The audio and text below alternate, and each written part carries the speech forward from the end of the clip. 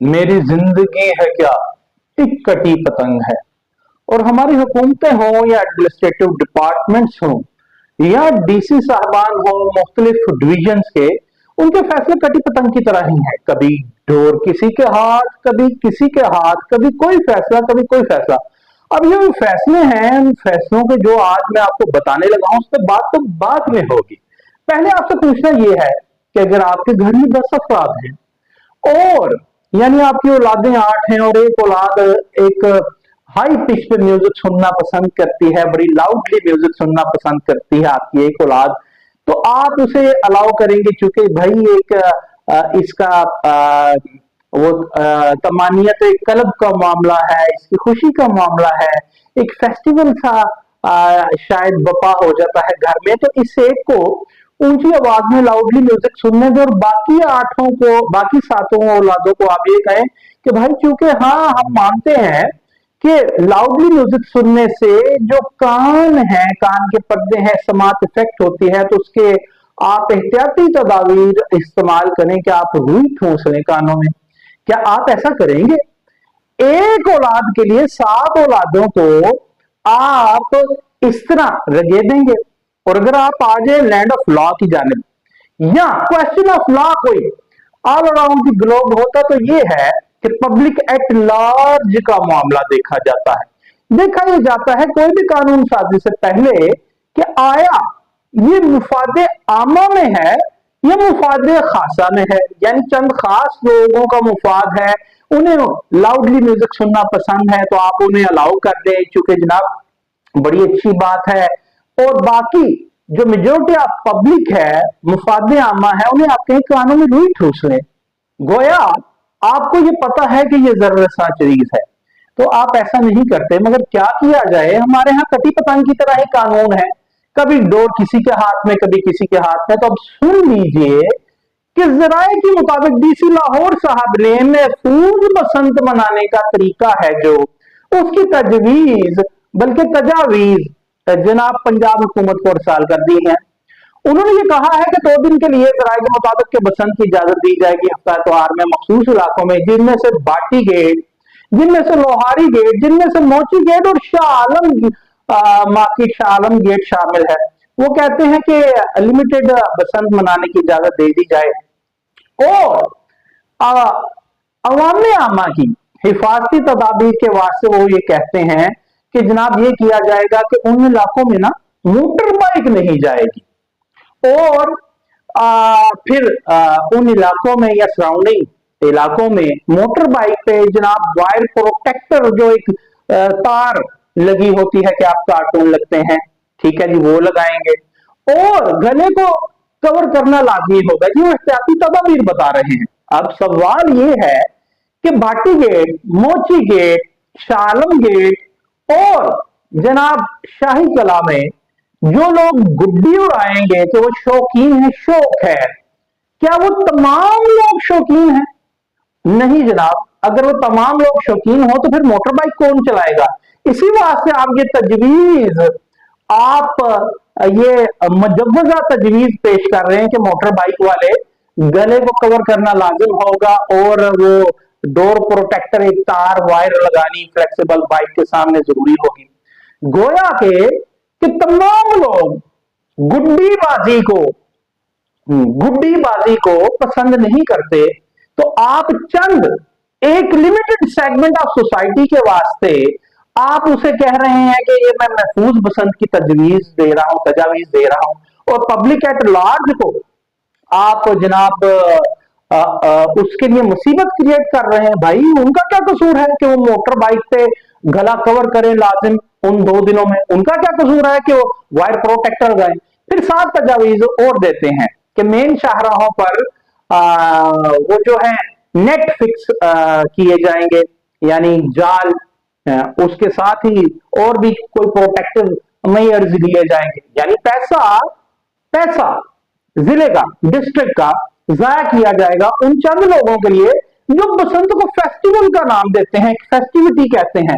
मगर मैं आपको ये बता दूं, मैं लाहौर में जना, मेरे वालिद मोहतरम लाहौर में पैदा हुए, मेरे वालिद मोहतरम के वालिद, उनके दादा को 600 साल की कमोबेश मेरी फैमिली की हिस्ट्री है अंदरून शहर लाहौर, भाटी गेट, अंदरून भाटी गेट, लोहारी गेट और जनाब मोहल्ला सत्था में आज भी हमारी वहां रिहायशें हैं।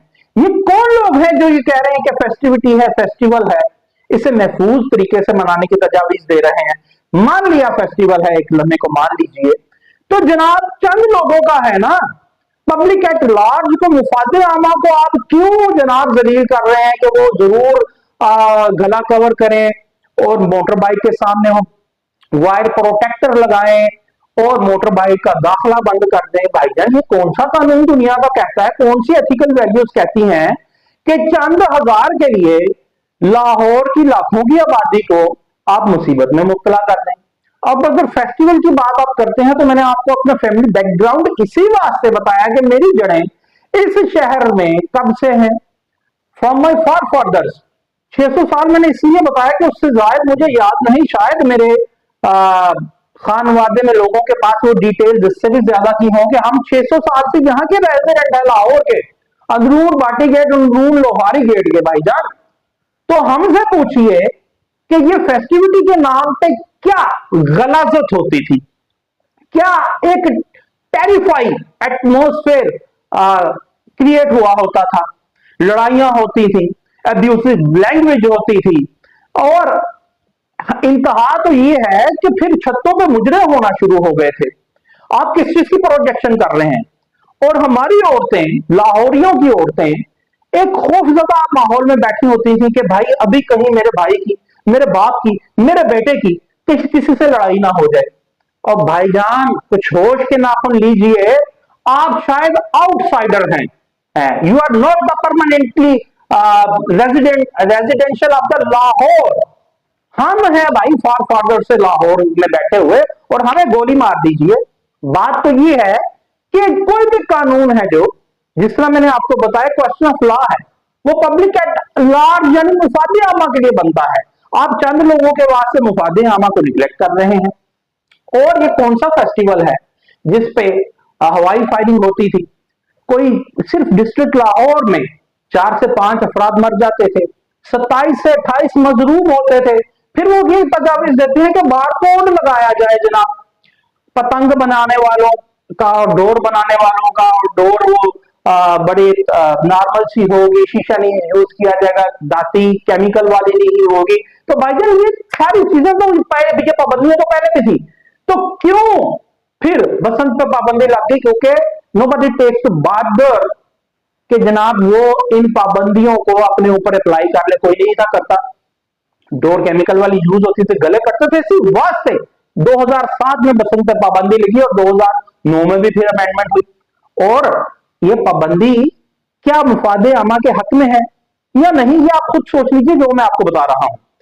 फिर वो कहते हैं कि जनाब बारकोड लगने से पता लग जाएगा कौन सही डोर बेच रहा है, कौन गलत बेच रहा है। भाईजान आपको ये लगता है कि कोई केमिकल वाली डोर अगर बेचेगा तो बारकोड लगा के बेचेगा? कैसी बातें करते हैं आप, ये living in the fool's heaven. बड़ा बसद एहतराम आप लोगों के जो आप ये सोच रहे हैं, बेवकूफों की जन्नत वाली बात है। दूसरी बात ये है, हवाई फायरिंग से जो मैंने बताया, आप स्टैटिस्टिक्स निकाल लीजिए हिस्ट्री ऑफ बसंत की कि क्या होता था। इतने लोग मजरूब नहीं थे होते, नहीं थे मरते। तो आज मुझे बता दीजिए कि अभी तो बसंत नहीं होती, तो हवाई फायरिंग है जो, वो अभी तक बंद नहीं हुई। उससे आज भी कितनी एफआईआर जनाब वो काटी जाती हैं कि हवाई फायरिंग से बंदा जख्मी हो गया, बंदा मर गया। भाईजान हवाई फायरिंग तो आज तक रुक नहीं सकी लोकल एडमिनिस्ट्रेशन से। तो आप बसंत चले हैं, बसंत प्रोटेक्टिव मेजर्स के साथ लेके दोबारा ओपन करने। जरा इस शहर के लोगों से पूछ लीजिए, ये according to last census of Pakistan, Lahore की आबादी भाईजान 1.5 करोड़ से मुतजावज है, तकरीबन 1.5 करोड़, और जो ऑफ रिकॉर्ड है वो 2.5 करोड़ तक जा पहुंची है। तो कितने लोग होंगे?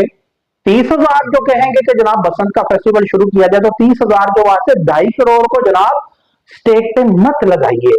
और आज हमें प्रोटेक्टिव मेजर के साथ बसंत एक फेस्टिवल नजर आ रहा है, तो कल बंद क्यों की थी? हमारा तो वतीरा यही है। आज हम किसी पर पाबंदी लगाते हैं, कल वो ओपन होती है। कल हम किसी को गले लगाते हैं बुला के, आज हम वापस भेज रहे होते हैं। तो कुछ देखिए, कुछ सोचिए।